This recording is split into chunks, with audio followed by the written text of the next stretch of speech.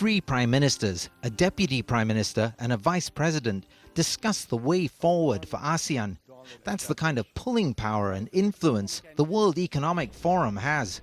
We know what we are, and we know where we can be.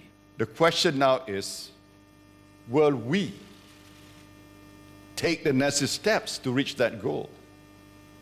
Do we have the will? Do we have the determination to make that dream a reality? The forum comes as several ASEAN countries are seeing slower economic growth than targeted and widening gaps between rich and poor. I think the challenge for each of our countries, and then therefore ASEAN, is really how to restructure our economies and find new sources of growth, because we are in this secular stagnation of the global economy.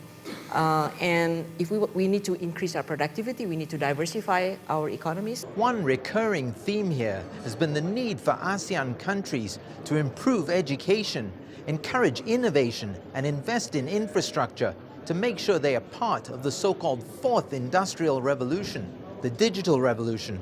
I would just hope that we could move the talk a little bit closer to the action.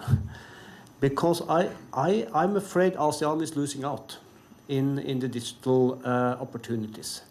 But Brecker and others noted that it is possible for less developed countries to leapfrog stages of industrial development. Brecker cited the example of Myanmar, which he said had gone from almost zero connectivity to 60% of people having internet access in less than 2 years. Some business people bemoaned the shortcomings of regional integration, despite the creation of the ASEAN Economic Community this year.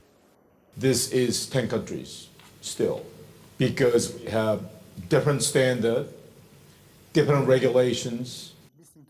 But several speakers reminded people not to overlook the significant achievements ASEAN has made in terms of maintaining regional stability, achieving integration, and above all, improving the lives of its people.